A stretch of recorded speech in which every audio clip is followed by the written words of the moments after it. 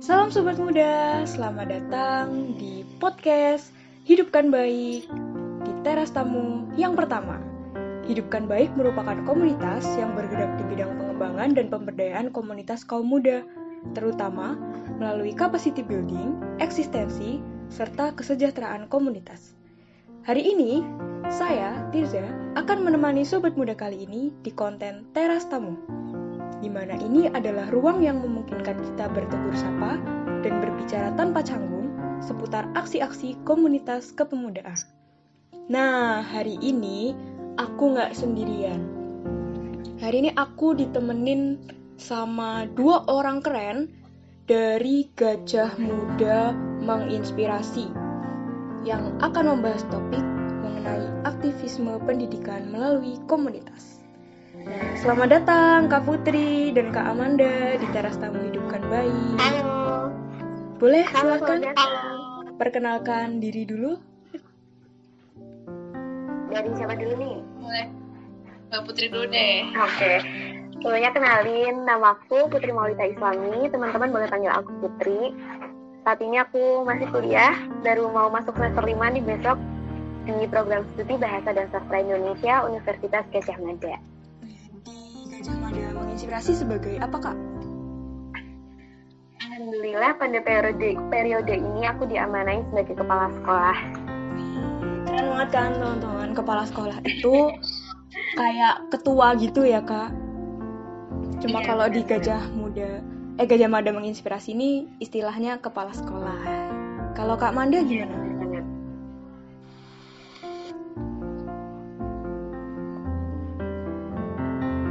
Halo semuanya, ini sapaannya Sobat Muda ya? Betul banget. Halo. Sobat Muda ya, oke deh. Sapa dulu deh Sobat Muda. Kenalin, aku Amanda Natasanti, bisa dipanggil Amanda. Saat ini masih kuliah, masih mahasiswa di UGM, Fakultas Psikologi. Aku di Gajah Mada Menginspirasi sebagai koordinator media dan informasi gitu, Kak Tirza. Oke, selamat datang Kak Putri dan Kak Manda. Hari ini kita akan ngobrol-ngobrol santai kali ya. Kayak mengalir aja gitu. Mengenai aktivisme pendidikan nih melalui komunitas. Nah, sebelumnya supaya teman-teman di sini juga tahu apa sih komunitas Gajah Muda Menginspirasi itu? Aku jawab ya, nanti mungkin Manda boleh nambahin. Gajah Mada Menginspirasi itu komunitas yang bergerak di bidang pendidikan. Nah, Gajah Mada Menginspirasi ini komunitas di bawah BMKM UGM, Kementerian Sosial dan Masyarakat. Ini pertama kali dibentuk itu pada tahun 2013. Awalnya Gajah Mada Menginspirasi ini adalah prokernya dari Sosmas. Pada waktu itu yang menjadi menteri pada saat Gajah Mada Menginspirasi ini pertama dibentuk itu namanya Mas Dion Iskandar. Nah, ternyata pada saat ini dibentuk, seiring berjalannya waktu, itu antusiasme mahasiswa gede banget nih di dalam kegiatan ini. Akhirnya lama-kelamaan Gajah Mada Menginspirasi berubah jadi komunitas, tapi tetap di bawah naungan Kementerian Sosial Masyarakat dan KM UGM, kayak gitu. Iya. Kalau aktivitasnya tuh ngapain aja sih, Kak?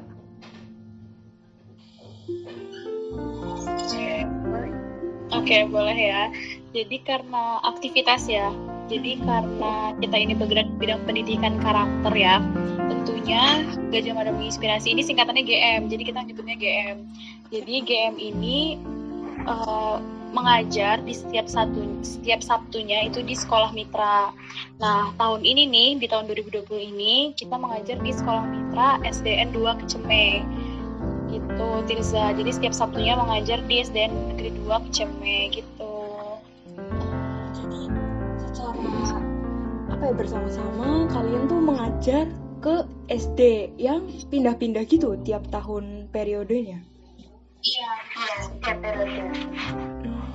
periodenya 1 tahun sih ya Mbak Putri ya. Dan Iya, benar. dari pengalaman aku, karena aku udah masuk dari tahun 2019 kemarin ya, itu tuh ini udah aku tempatin di SD kedua, sebelumnya itu di SD Tridadi begitu. Dan Ya tentunya di setiap SD-nya kita punya cerita masing-masing gitu ya Mbak Putri.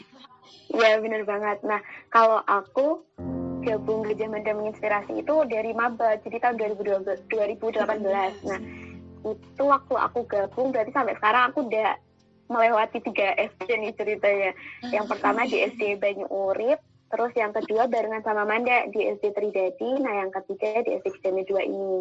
Dan alhamdulillah selama ini kegiatannya menyenangkan sih, karena fokusnya Gajah Mada Menginspirasi kan di pendidikan karakter gitu ya, dan pembelajarannya juga dengan sistem yang menyenangkan gitu, belajar yang nggak sepaneng gitu, jadi enjoy banget nih kita ngajar sama adik-adiknya gitu. Yoi. Jadi kayak materi buku paket, terus PR-PR yang susah gitu ya Kak, lebih fun ya. Kalau boleh tahu gimana tuh cara mengajarnya ke anak-anaknya itu?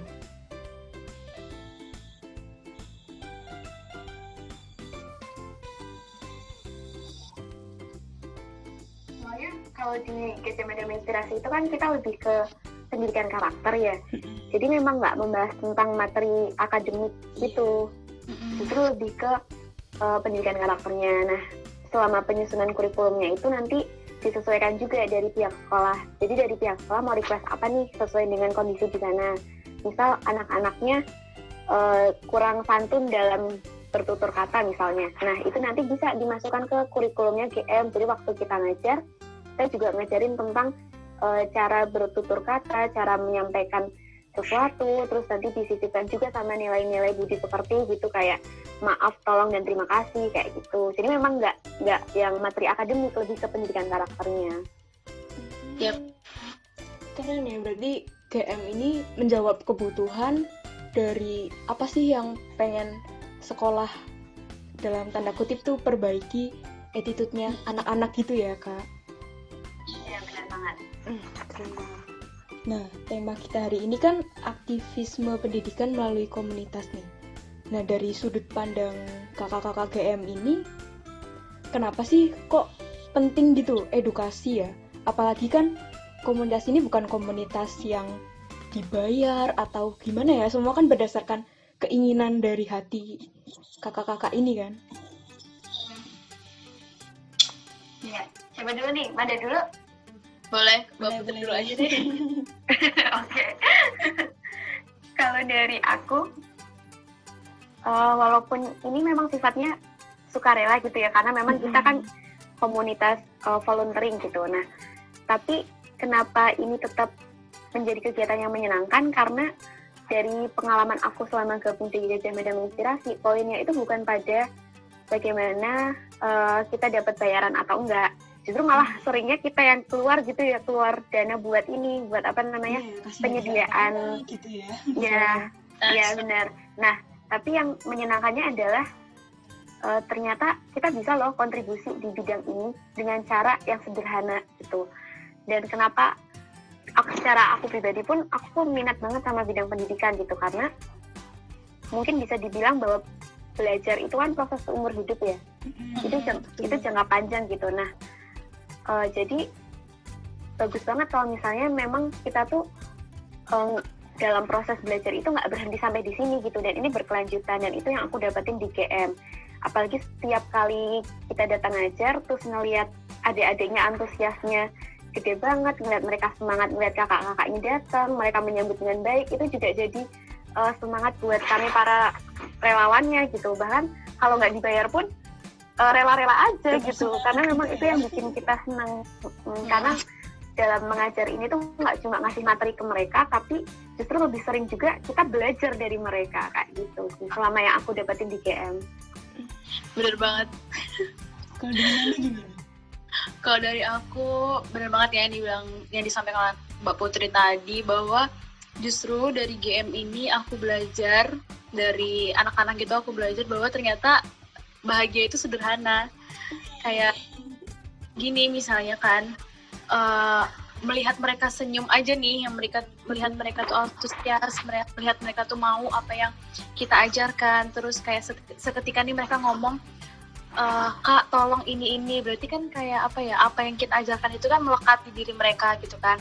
Apa yang kita ajarkan itu ternyata nempel. Misalnya contoh kecil adalah mereka nggak lagi untuk buang sampah sembarangan, jadi buang sampahnya udah pada tempatnya, terus sudah mengucapkan kata-kata yang baik seperti maaf, tolong, dan terima kasih. Lalu di akhir pas mau pulang itu mereka kayak, Kak jangan pulang. Itu ternyata tuh justru hal-hal kecil itu yang bikin aku bahagia kayak gitu. Nah, di game ini tuh punya prinsip kekeluargaan ya Mbak Putri ya. Jadi Iya, benar banget. Keluarga kita tuh erat banget. Jadi kita bukan hanya ya udah lepas volunteer udah selesai, nggak ada hubungan lagi tuh enggak.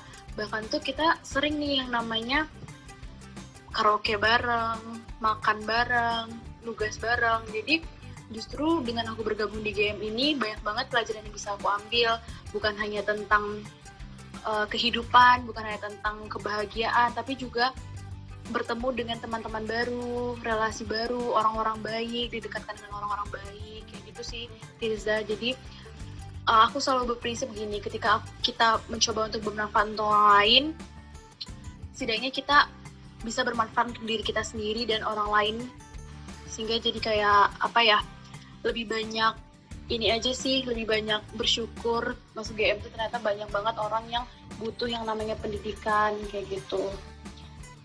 Iya, benar banget. Jadi kayak masuk Gajah Mada Menginspirasi dengan seluruh kegiatannya pengajaran ini, itu tuh feedbacknya gede banget juga yang aku rasain. Karena kalau aku mengamati teman-temanku ya, termasuk diriku sendiri, itu kan kita mengajarnya pendidikan karakter nih. Dari situ tuh benar-benar ditanamin kayak gimana sih untuk menanamkan pendidikan karakter. Yang pertama kan kita harus jadi contoh juga, nggak boleh nih kasar sama adik-adiknya, cara ngomong yang baik kayak gimana sih, kayak gitu. Nah, karena memang dari volunteernya udah terbiasa mengajar dengan cara seperti itu, nah itu juga yang akhirnya kebawa ke kehidupan sehari-hari. Jadi antar volunteer itu hubungannya deket banget karena salah satunya itu tadi, karena memang udah terbiasa bersikap ramah ketika ngajar, dan itu juga yang akhirnya membuat teman-teman volunteer tuh ramah juga ke masing-masing volunteer yang lain, jadi bersikap lebih lembut, lebih halus. Kalau misal ada masalah nih, ya namanya organisasi kan pasti adalah 1-2 misi pendapat gitu. Tapi kalau yang aku rasain, kalau selama di GM itu teman-temannya suportif banget karena udah terbiasa mindsetnya untuk ngomong hal-hal yang baik, mengajarkan hal yang baik, dan itu diteladani ke diri sendiri juga kayak gitu. Jadi memang ini tuh suportif banget, dan belajar sama kaitannya dengan pendidikan itu emang sesuatu yang harus kita tanamkan dari sekarang, dan emang kerasa banget ketika kita kerasa banget ketika kita mengamalkan itu dalam pergaulan. Itu juga kerasa banget. Makanya kayak apa yang Manda bilang tadi, antar volunteer di Gajah Mada Menginspirasi itu keluarganya erat banget, karena memang inilah yang kami rasain selama mengajar kayak gitu. Itu kayak dalam mengajar tuh nggak cuma kita ngasih nilai-nilai ke mereka, tapi kita juga jadi belajar ya Kak, lewat hidupnya mereka gitu ya. Iya, benar banget. Ada impact, terus juga ke sesama relawan yang lain, ke sesama teman-teman lain yang mengajar, itu jadi saling berproses gitu ya. Iya, benar banget. Keren banget, berarti dapat pengalaman mengajar iya, dapat pengalaman berproses sama teman-teman lain iya. Kayak banyak banget manfaatnya ya. Nah, kalau dari proker-proker nih yang udah berjalan Kak, pernah nggak sesuatu yang berkesan banget, baik itu berkesan baik atau gimana gitu sebaliknya, kalau dari Kak Putri dan Kak Manda ini? Berkesan dari proker. Dari proker dan pokoknya selama di GM lah Kak. Ya Manda dulu nih. Oke deh. Nah, jadi kalau yang paling berkesan ya, jadi itu kan kita Gajah Mada Menginspirasi itu setelah nanti mengajar 1 tahun, habis periode itu setahun, nanti di akhir periode kita bakal ngadain yang namanya perpisahan. Jadi nama perpisahan ini namanya Festival Anak ya Mbak Putri. Nah, jadi Festival Anak ini nantinya kita akan menampilkan penampilan-penampilan dari anak-anak sekolah mitra nih, yang nantinya mereka kan nampil puisi, drama, atau pentas seni yang khas dari sekolah mereka, seperti itu. Dan penampilan ini tuh nanti kita yang ngajarin. Jadi yang sangat berkesan bagi aku adalah proses untuk mengajarkan anak-anak ini latihan. Jadi itu bisa dimulai nanti sekitar sebulan sampai 2 bulan ya Mbak Putri. Nanti kita ngajarin mereka yang dulunya kan kita datangnya cuma hari Sabtu doang. Nah, untuk festival anak ini kita latihannya tuh 2 kali seminggu kayak gitu. Jadi boleh datang di hari lainnya. Dan seru banget sih latihannya itu, proses latihannya tuh seru. Dan yang paling berkesan itu adalah ketika anak itu pengen, ayo Mbak kapan latihan lagi. Jadi mereka antusiasmenya tuh tinggi banget, menanti-nantikan kita gitu lah istilahnya kan. Jadi itu yang akhirnya buat kita lebih semangat lagi. Walaupun kita kadang di kuliah capek ya, pulang kuliah capek banyak tugas dan segala macam, gara-gara ingat nih, oh anak-anak tuh butuh kita, oh anak-anak tuh antusias, jadi akhirnya pulang kuliah ya udah rela-relain nih datang ke SD itu, walaupun jauh itu terbayarkan gitu dengan semangatnya mereka, hingga akhirnya mereka menampilkannya di festival anak. Dan itu justru buat banget sih, mereka bisa nampil dengan pede di depan orang tua mereka, terus nanti di akhirnya itu mereka menuliskan kata-kata yang sangat mengharukan gitu ya, kata-kata yang kakak-kakak UGM jangan lupain kami apa segala macam, hingga akhirnya itu tuh sangat amat membekas gitu kita. Ternyata aku tuh bisa ya bermanfaat buat orang lain kayak gitu, walaupun kecil tapi itu bikin bahagia justru. Gitu sih dari aku. Keren banget ya, walaupun bukan hal yang muluk-muluk yang langsung pengen ngubah satu dunia, tapi setidaknya kita udah bermanfaat ya buat orang lain ya. Iya betul. Kalau dari Kak Putri gimana nih? Kalau dari aku, pengalaman mengesankannya, jujur aku bingung nih harus jawab yang mana, karena banyak banget yang berkesan di aku. Kalau aku tuh ngerasainnya tuh gini, kita kan ngajar setiap hari Sabtu. Nah, sebelum ke hari Sabtu nih, dari hari Senin sampai hari Jumat itu kan kuliah. Kadang tuh udah capek banget, udah pusing banget sama kegiatan kuliah, terus ketambahan lagi Sabtu aku belum bisa pulang ke rumah karena rumahku kan di Gunung gitu, jadi seharusnya akhir minggu aku bisa pulang. Tapi karena ada kegiatan di KM aku nggak pulang. Nah, tapi yang menyenangkannya tuh ini, justru kegiatan di hari Sabtu itu, ketemu adik-adik di sana itu justru malah jadi penyembuh gitu dari rutinitas kuliah yang bikin pusing. Jadi ketika aku datang ke sana dengan posisi aku capek, tapi ngelihat mereka tuh itu jadi apa ya ibaratnya, kayak aku tuh mengisi daya lagi gitu loh, kayak charging mood, charging energi, karena emang benar-benar adik-adiknya tuh antusiasmenya gede banget, kayak sesederhana baru datang terus mereka udah yang ayo kak gitu, terus sampai kadang tangannya tuh udah sampai ditarik-tarik. Padahal kan sebelum kita ngajar harusnya ada briefing dulu nih. Belum selesai briefing aja tuh mereka udah pada nungguin di depan pintu, udah pada ngintipin dari jendela kayak gitu. Hal kayak gitu yang sebenarnya bikin aku jadi betah banget buat lanjut lagi, untuk ikut lagi kayak gitu. Terus bener banget sama apa yang dibilang Manda tadi, biasanya di akhir kegiatan tuh adik-adiknya sering nulisin kata-kata yang bikin haru gitu. Beberapa waktu yang lalu juga sempat ada, aku dapat surat dari salah satu murid di sana, surat perpisahan sih sebenarnya, tapi isinya tuh mengharukan banget. Kayak dia bilang, makasih kakak-kakak UGM udah datang ke sini, aku sayang banget sama kalian, semoga Allah mengabulkan cita-cita kalian, jangan pernah bertengkar ya, ada lagi ke sini kayak gitu, kalian tuh udah aku anggap kakak sendiri kayak gitu, yang aduh bikin terharu banget. Jadi emang bener-bener ketemu mereka tuh jadi energi positif buat para volunteernya kayak gitu. Itu yang itu yang sangat berkesan bagi aku. Nah, tadi kan udah yang berkesan banget nih ya Kak. Terus pernah nggak ngalamin kendala-kendala, misal penolakan dari sekolah atau penolakan dari anak-anak, atau misalnya capek banget gitu ngurusin mereka gitu, gimana? Boleh Kak di-sharingin sama kita? Yang itu kali ya Mbak Putri, yang pas festival anak nggak sih? Iya. Boleh diceritain deh. Gini, kadang kan apa ya, yang namanya pendidikan itu pasti kan butuh dukungan dari berbagai pihak ya. Yes. Butuh dukungan dari orang tua, guru di sekolah terutama gitu ya. Nah, sering banget nih kita yang mengalami yang namanya penolakan, bahwa kita udah semangat nih sebagai volunteer, kita udah semangat buat lala menyiapkan konsep begini yang maksudnya tujuannya itu adalah untuk mengedukasi guru dan anak-anaknya di sana kayak gitu kan. Dan biasanya juga agenda festival anak ini tuh bukan cuma penampilan anak, tapi juga ada interaksi buat guru-gurunya, ya kan Mbak Putri? Jadi seminar-seminar pelatihan gitu buat guru-guru yang di sana, dan tentunya kan pasti kita butuh yang namanya partisipasi dari guru-guru itu. Nah, kadang juga kita kurang mendapatkan support di situ. Tapi ya balik lagi ke tujuan awal kita adalah kita hanya bisa untuk sekedar menginspirasi dan melakukan apa yang kita bisa, sehingga akhirnya dengan adanya support dari anak-anaknya antusias banget, kita rasa itu udah cukup sih. Terus mungkin kalau dari anak-anaknya, jujur aku belum pernah yang ngalamin penolakan gitu, belum pernah. Terus kalau misalnya anak-anak nakal ya itu biasalah ya.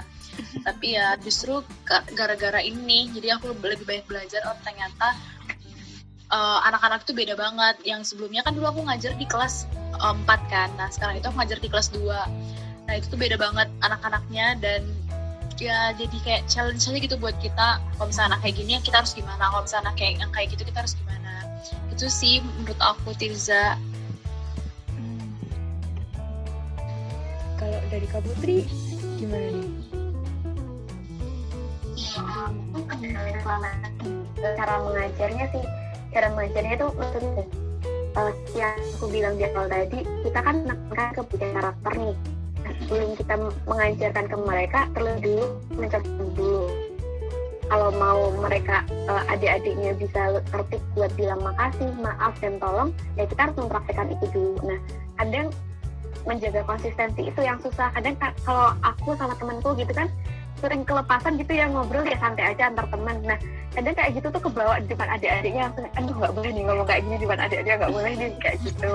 Terus kadang susahnya juga tuh gini, karena namanya anak-anak ya, anak-anak itu kan ini loh, kalau sekali ngalamin kejadian yang nggak mengenakan itu kan bisa ke bawah sampai gede ya, karena karakter orang di masa ketika dia dewasa kan banyak dipengaruhi oleh kejadian di masa kecilnya. Jadi emang harus hati-hati banget ngajar anak-anak. Nah, yang kadang kendalanya tuh di situ, antara aku sama teman-temanku tuh harus benar-benar mikir nih, aduh gimana ya bikin rancangan materi yang bisa diterima oleh mereka dan menyenangkan gitu. Gimana caranya kita mengajar mereka tanpa menggurui, gimana caranya kita melarang mereka melakukan sesuatu tanpa bilang jangan, kayak gitu. Kadang susah tuh di situ. Kalau misal antar temen kan bisa langsung nggak boleh kayak gitu, jangan kayak gitu kan jelek gini-gini. Tapi kalau berhadapan sama anak-anak nggak bisa langsung kayak gitu, harus dengan cara yang halus, dengan cara yang lembut. Nah kadang itu sih yang harus dipikirkan lebih gitu. Kadang si volunteer yang ini udah paham nih, oh kalau ngomong sama anak-anak caranya kayak gini, tapi si volunteer yang satunya masih ada yang kurang gitu. Nah itu yang kadang menyamakan persepsinya yang butuh proses gitu. Kendalanya kan susah. Bener.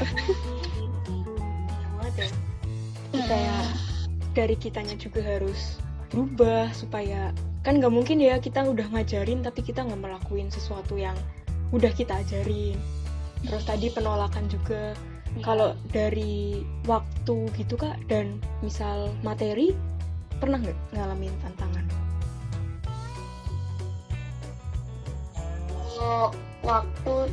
Kalau waktu sih paling ini ya, susahnya kalau misal tabrakan sama agenda yang lain. Tapi alhamdulillah selama ini lancar-lancar aja sih, karena banyak dari, kalau yang aku rasain ya, banyak dari volunteer Gajah Mada Inspirasi itu yang juga nyaman banget berkegiatan di sini. Jadi Gajah Mada Inspirasi itu jadi prioritas mereka juga gitu. Alhamdulillah selama ngajar rame volunteernya yang datang. Terus sebelum mulai ngajar kan di satu hari sebelumnya itu biasanya ada rapat kelas nih. Rapat kelas juga alhamdulillah selalu rame. Jadi memang untuk menyempatkan waktu itu alhamdulillah nggak banyak kendalanya. Udah sih kalau menurutku lancar-lancar aja kalau untuk bagian yang itu. Iya. Kalau dari mana gimana? Lancar juga atau ada kendala? Kalau misalnya dari volunteernya sih alhamdulillah selama aku join itu belum ada kendala ya. Cuman tuh kadang ini benar kata Mbak Putri tadi, kayak kita mengemas materinya gimana supaya caranya itu lebih menarik gitu. Mungkin yang lebih tantangan challenging buat aku tuh adalah gini, misalnya nih aku ngajar anak kelas 2 gitu ya. Anak kelas 2 itu kan kayak cenderung mereka masih kecil, maksud tuh rentan yang namanya dengan penolakan gitu. Jadi kalau misalnya mereka merasa ditolak tuh mereka langsung nggak mau ikutan, down gitu kan. Terus gimana caranya kita menggali supaya anak ini aktif gitu. Ada anak yang kadang keaktifan, ada anak yang kadang tuh diem, pemalu kayak gitu. Karena gimana caranya kita yang aktif ini kita tenangkan, yang pendiam ini kita ayo latihan gitu. Jadi ya lebih challenging itu di situ sih. Terus kadang ada juga yang dia kayak pembuat ribut gitu loh di kelas, jadi dia yang mengajak teman-temannya untuk ribut. Nah gimana caranya kita buat menangin si anak ini kayak gitu. Jadi sampai kalau anak kelas 2 itu kan aku bertiga kan sama temanku kemarin itu, jadi itu kayak aku yang mendekep anaknya, jadi kayak apa ya, tenangin, coba ayo ikutin dulu ya materinya gini-gini. Jadi ya itu sih yang lebih challengingnya. Tapi kalau misalnya so far itu tuh aku anggap bukan kendala, cuman kayak tantangan yang harus ya emang kayak gitu, jadi harus dilewatin aja, let it flow aja gitu. Iya benar banget yang dibilang Manda. Soalnya emang karakter anak tuh beda-beda banget ya nih. Kelas 1, kelas 2, terus sampai kelas 5 itu udah beda banget. Kadang kelas 5 tuh udah mulai lebih aktif. Mungkin nama paling gede di antara kelas yang lain kali ya. Jadi mereka udah lebih bisa interaksi gitu. Kalau yang masih kelas 1, kelas 2 tuh masih diam-diam kayak gitu. Tapi ntar biasanya sama antara kelas 1 sampai kelas 5 tuh biasanya masing-masing kelas ada nih 1-2 orang yang kalau teman-teman GM tuh nyebutnya kayak pentolannya gitu. Jadi kalau misalnya dia rame, yang lain ikut rame. Dia diem, yang lain ikut diem.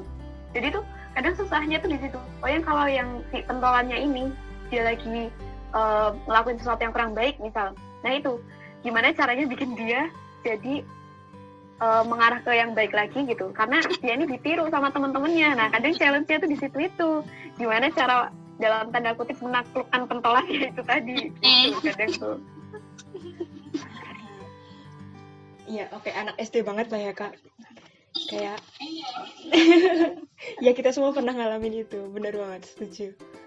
Nah, kan dari kendala-kendala ini kan banyak juga ya, hampir seimbang juga sama keasikannya tadi.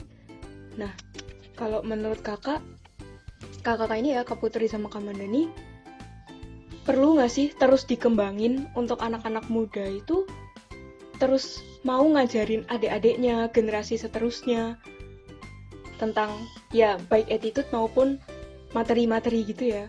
Karena kan pendidikan di Indonesia saat ini kan kadang kurang merata gitu kan. Kalau tanggapan dari kakak-kakak nih gimana nih? Dulu nih, Mbak Putri dulu. Agak berat nih Mbak. Hanya dulu. Berat nih. Serius. Terus nih, ini pertanyaan serius nih. Kalau dari aku ya, untuk dikembangkan atau enggak, tentu memang harus dikembangkan. Karena tantangan tiap zaman itu pasti beda-beda kan ya. Jangankan tantangan tiap zaman, tantangan per kelas aja udah beda-beda. Kayak yang aku sebutin tadi, kelas 1 lebih pendiam, kelas 5 udah mulai ramai kayak gitu. Apalagi nanti di zaman yang berikutnya pasti tantangannya beda lagi. Jadi otomatis kita nggak bisa nih pakai pola lama gitu. Harus polanya dikembangkan lagi, disesuaikan dengan kebutuhan mereka. Karena tantangan itu kan sebenarnya nggak cuma dari tantangan kita sebagai pengajar, tapi tantangan mereka sebagai orang yang belajar juga gitu. Mungkin kalau dulu waktu aku SD nih, aku belum kenal itu sosmed, aku belum punya HP Android, jadi informasi yang aku terima ya masih itu aja. Tapi kalau anak-anak sekarang kan udah beda. Kayak waktu ini nih, pengalaman aku kemarin ngajar waktu persiapan festival anak. Waktu itu aku megang apa ya, aku lupa. Puisi kalau nggak salah, baca puisi. Terus, ya benar kan baca puisi. Terus waktu mereka udah di panggung nih ceritanya, ayo deh latihan gini-gini gitu. Ternyata si beberapa anak tuh bilang, iya mbak nanti dulu gitu. Aku cek kan loh, ngapain? Ternyata mereka tuh pegang HP. Waktu aku cek, mereka tuh main Instagram. Sebenarnya itu SD kelas berapa ya? Kelas 4, kelas 3 atau kelas 4 gitu, aku lupa. Dan mereka tuh udah main Instagram. Jadi kayak aku kaget sendiri, bener-bener langsung mikir, wah ternyata zamanku sama zaman mereka tuh udah bener-bener sebeda ini ya. Aku punya Instagram aja SMA loh. Mereka SD udah punya. Jadi emang benar kalau ditanya perlu nggak sih dikembangkan? Ya emang perlu, karena tantangannya beda. Tantangan yang kita hadapi beda, tantangan mereka sebagai pembelajar juga beda. Jadi emang harus disesuaikan, menurutku gitu. Oke, setuju banget sama Mbak Putri. Kalau dari Manda gimana? Jadi Mbak Putri udah bahas tentang perlu dikembangkan atau enggaknya gitu. Terus aku tadi sempat dengar pertanyaan netizen tentang perlu nggak sih kita mau untuk mengajarkan anak-anak itu gitu ya. Kalau menurut aku gini, hidup kan pilihan gitu ya. betul setuju. Kita setiap orang pasti punya purpose dalam hidupnya. Dia mau milih untuk menginspirasi orang lain, dia mau milih bermanfaat buat orang lain, atau dia hanya milih bermanfaat buat orang-orang di sekitarnya aja, itu terserah mereka gitu kan, up to you. Tapi kalau misalnya menurut aku, kalau buat berkewajiban untuk menjadi orang yang berpendidikan dan memiliki karakter yang baik itu wajib gitu ya. Maksudnya at least untuk diri dia sendiri itu wajib. Contoh kecil misalnya, dia harus jadi orang yang untuk berkata-kata baik tuh wajib banget lah gitu. Misalnya kayak berkata baik, berkarakter, berakhlak gitu penting banget ya buat kita sebagai individu, dan itu wajib untuk terus berproses mengembangkan ilmu dan belajar terus dari siapapun tanpa memandang siapapun, bisa belajar dari siapapun mereka, itu penting banget. Tapi kalau misalnya menurut aku dia pengen untuk mengajarkan orang lain atau sebagainya, itu menurutku itu kebalik lagi ke dia gitu. Jadi gini, dengan kita berperilaku baik sebagai manusia, sebagai individu, itu secara nggak langsung itu kita udah menginspirasi orang lain untuk berperilaku baik ke kita tanpa kita mengajarkan mereka, ya kan. Jadi balik lagi, kalau misalnya memilih untuk mengajarkan orang lain atau menjadi aktivis, kan itu balik lagi ke orang itu, itu pada pilihan. Jadi terserah dia pengen mengambil jalan di situ atau gimana. Tapi berwajib bagi mereka untuk terus memperbaiki diri, menjadi orang yang berkarakter, menjadi orang yang berpendidikan, itu menurut aku wajib kayak gitu. Karena ya dengan kita begitu tuh kita udah mencontohkan kepada orang lain dari perilaku kita secara nggak langsung. Gitu sih menurut aku, Tirza. Ya, sejalan sama pendapat Manda, aku juga gitu sih. Kalau ditanya tentang wajib nggak sih kita ngajar, kalau wajib atau enggak, ya aku mikirnya nggak semua orang memiliki kewajiban itu. Karena semua itu kan ada porsinya masing-masing gitu. Kita bisa kok berkontribusi di bidang yang lain kalau memang bidang pengajaran itu bukan yang sesuai sama minat kita. Tapi yang perlu digarisbawahi adalah kalau memang menjadi seorang pengajar itu bukan bidang yang ingin kita tekuni, nggak masalah. Yang penting proses belajar itu sendiri yang nggak berhenti gitu. Karena belajar kan nggak harus selalu mengajar ke orang lain, tapi kita belajar untuk diri kita sendiri itu juga penting. Nah, benar kata Manda, kalau memang nggak ngajar, nggak apa-apa. Yang penting kita berhenti di dalam proses belajar itu sendiri gitu. Yeay. Keren banget, tepuk tangan dulu. Benar-benar sesuai namanya ya, menginspirasi orang lain juga. Keren banget. Terima kasih banget nih Kak Manda dan Kak Putri udah sharing-sharing tentang pengalamannya ya. Nah, terakhir nih Kak, ada nggak harapan untuk bidang pendidikan di Indonesia ini, sama atau selain itu juga boleh? Harapannya apa sih? Ayo Manda dulu deh.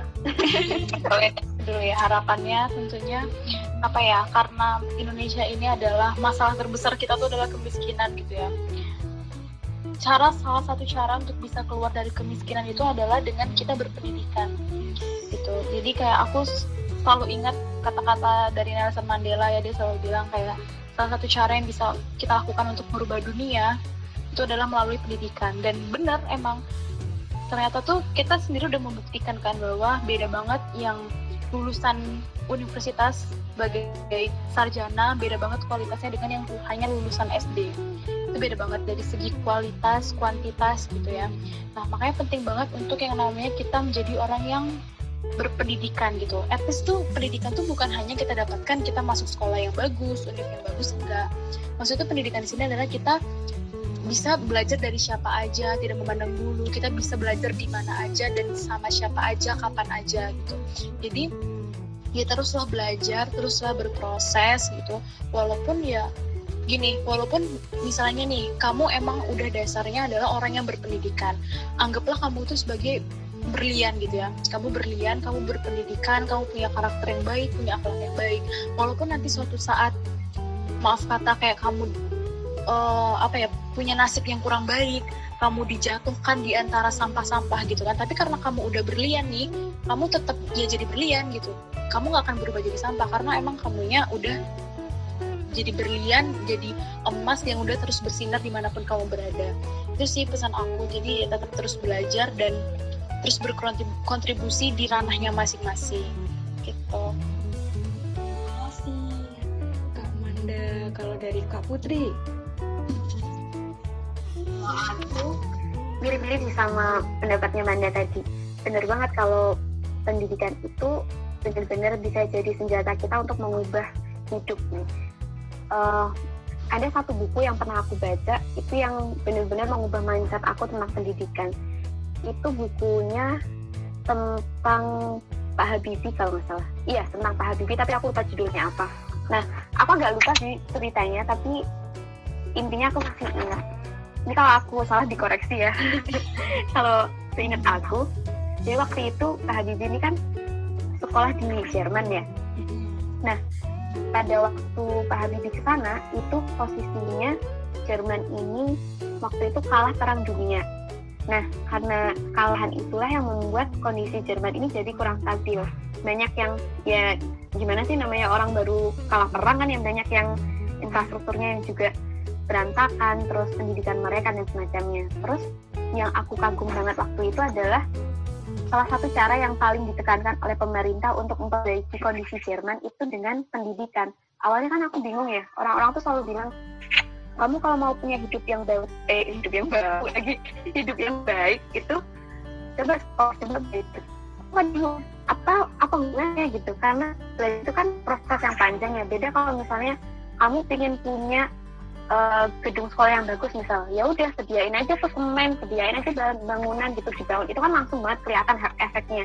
Tapi kalau dibilang kamu pengen punya hidup yang baik, belajar, itu tuh kayak korelasinya apa ya? Aku dulu sempat mikir kayak gitu kan. Nah, waktu aku baca buku itu aku baru ngerti. Jadi pemerintah Jerman itu, seingat aku ya, di dalam buku itu diceritain mereka menempuh jalur pendidikan, terus mereka sekolah yang isinya adalah orang-orang terpilih dari Jerman untuk belajar di situ, dan itu benar-benar difasilitasi, benar-benar mendapatkan pendidikan yang baik gitu. Nah, yang aku kagum adalah melalui proses itu selama waktu 10 tahun Jerman itu udah berhasil mengembalikan kondisi negaranya ke kondisi semula, dan bahkan udah bisa surplus setiap tahunnya.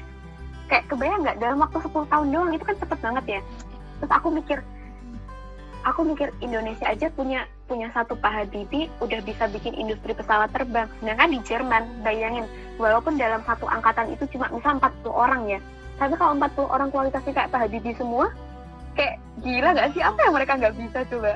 Kayak gitu, makanya di situ benar-benar mengubah mindset. Oke, ternyata emang benar pendidikan itu penting banget.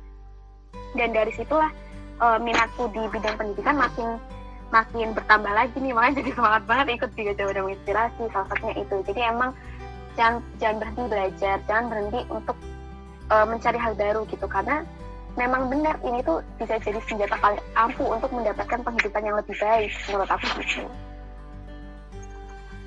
Yeay. Thank you kakak-kakak dari GF nih udah sharing ya, terus kasih harapannya juga. Semoga lewat podcast ini nih, teman-teman sobat muda jadi makin terinspirasi. Ya, nggak harus di bidang mengajar, tapi lakuin apa yang kalian suka, yang kalian minati itu sebaik mungkin. Bener nggak nih? Setuju kan ya? Supaya kita juga kita menginspirasi orang lain, dan yang paling pasti itu berdampak. Hidup kita tuh nggak cuma hidup terus ya udah selesai, tapi ada impact-nya ke orang lain. Nah, terima kasih ya teman-teman yang sudah mau dengerin. Jangan lupa follow IG-nya Gajah Mada Menginspirasi. Terus boleh juga nih Kak Putri, IG-nya apa? Putri ada formalitas. Kalau Kak Manda? Cari di followingnya ada kok. Kok following? Cari di followersnya IG Gajah Mada Menginspirasi pasti ada kok. Aku follow soalnya. Oke, kalau Kak Manda nih? Boleh di follow @amanda_aen. Nanti kita bisa sharing-sharing bersama ya. Iya benar banget. Teman-teman yang pengen tanya-tanya mungkin ya, atau pengen bergabung bersama Gajah Mada Menginspirasi, boleh follow IG kakak-kakak ini atau ketuk DM-nya ya. Jangan lupa juga follow IG-nya @hidupkanbaik. Oke, sekian podcast kali ini. Sampai jumpa pada seri Teras Tamu berikutnya. Salam hidupkan baik, empowering young people, improving society. Dadah. Ya, thank you ya Kak Manda sama Kak Putri. Thank you juga, Tir. Udah mau menyempatkan waktu dan cerita-cerita bersama. Semangat. Mau foto nggak nih? Boleh yuk foto yuk. Boleh yuk. Aku udah pakai kerudung. Iya.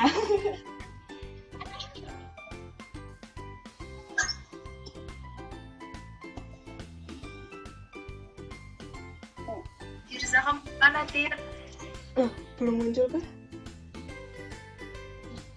Kelihatan nggak?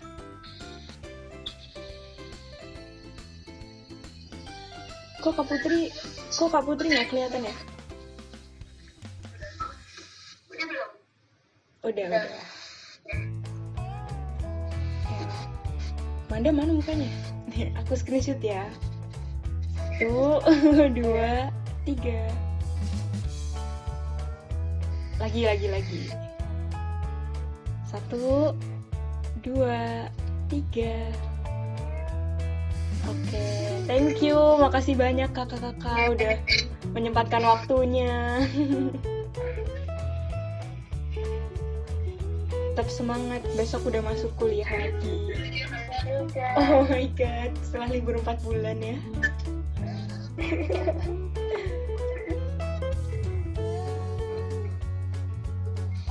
Oke, ini udah selesai sih Kak.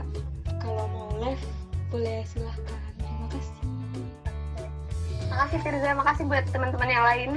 Iya, makasih. Aku pamit duluan ya. Dadah Kak Oke. Putri, thank you.